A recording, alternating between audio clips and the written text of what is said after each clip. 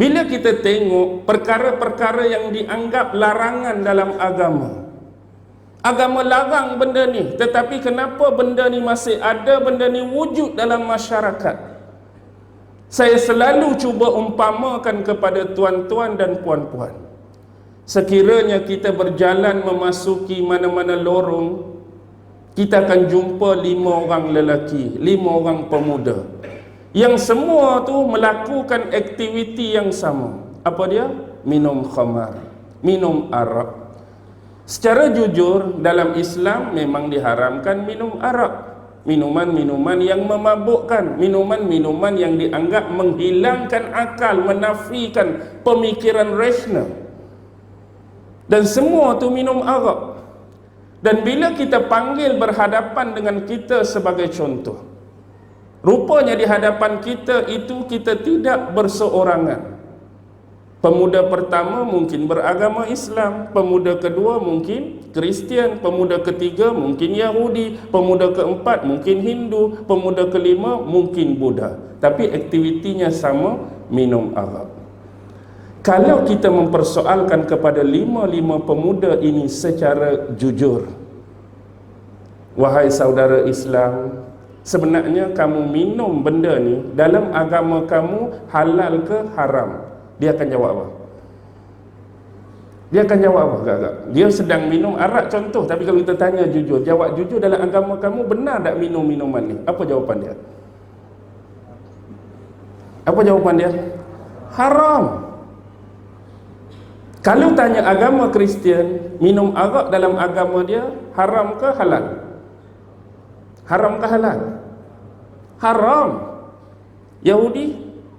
Haram. Buddha? Oh, Buddha lagilah. Haram. Hindu? Haram. Minuman yang memabukkan haram, haram, haram, haram, haram. Baik. Secara rumus, boleh dikatakan hampir semua agama mengharamkan benda yang memudaratkan akal, benda yang memabukkan, menafikan rasional dan logika ini. Tetapi satu persoalan, bila kita kata semua agama, yang agama ini dominan di tempat kita mengatakan arak ini haram, jujur, kritis kita, sebenarnya benda ni perlu ada di tempat kita. Bila mana dalam masa yang sama persoalan tadi dikeluarkan, tak boleh, tak boleh, tak boleh, tak boleh, haram, haram, haram, yang menantang ni perlu ada. Siapa nak minum sebenarnya? Islam tak boleh, hak tu tak boleh, hak ni tak boleh, hak ni tak boleh, hak ni tak boleh. Jadi benda ni kena ada tempat kita. Siapa hak nak minum sebenarnya? Mana pengurusi? Pengurusi, siapa nak minum sebenarnya? Dah, kita ambil secara jujur tadi, dah hak ni pun haram, hak ni pun haram, hak ni pun haram, hak ni pun haram. Jadi benda ni perlu ada. Why? Why dia perlu ada? Dah semua tak boleh.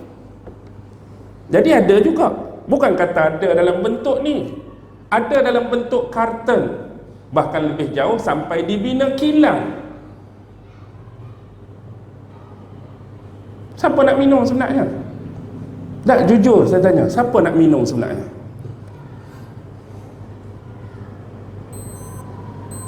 Yang akan minum siapa tuan-tuan? Yang akan minum ialah pelanggar-pelanggar bagi semua agama ini. Dia akan terobos agama dia, dia akan langgar aturan agama dia. Walaupun agama dia kata tak boleh, dia akan langgar.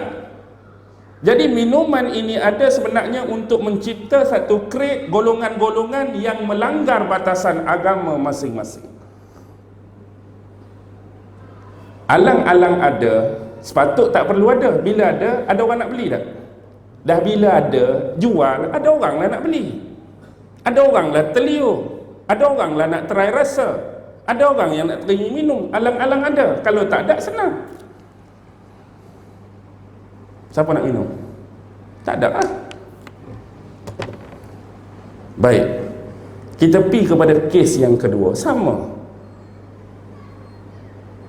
Bila kalau kita kata betul-betul semua agama, ada agama yang menghalalkan perjudian. Oi, agama lain memang haram judi, tapi agama yang aku anuti memang suruh sangat-sangat berjudi. Angkat tangan, agama mana? Agama kami memang pelik, tak sama dengan orang lain. Orang lain tak boleh judi, tak boleh judi, tak boleh judi. Bahkan disarankan pengikut agama kami sentiasa berjudi. Agama mana? Saya kira tak ada. Tetapi kenapa perlu ada kedai judi tempat kita? Kenapa perlu ada mesin judi tempat kita? Kenapa perlu dibangunkan tempat-tempat perjudian segahnya, sebesarnya, semewahnya tempat kita? Dah semua kata tak boleh, siapa nak berjudi sebenarnya?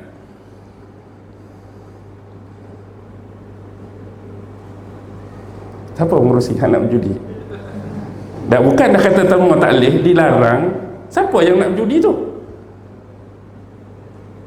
Satu lagi, pelanggar-pelanggar agama akan tercipta. Dah ada kedai judi, rasa nak try berjudi. Dah ada mesin judi, ada orang masuk. Dah ada buat tempat-tempat berjudi, come on kita pergi berjudi. Maka pelanggaran pada batasan agama akan berlaku. Kelompok yang nak berjudi. Tadi dah berlaku kelompok yang nak minum arak. Perzinaan dan pelacuran. Agama mana yang menghalalkan zina dan pelacuran? Agama mana, Bang? Saya kira pun tak ada kan. Tapi kenapa tempat-tempat pelacuran tumbuh? Siapa yang nak melacur sebenarnya?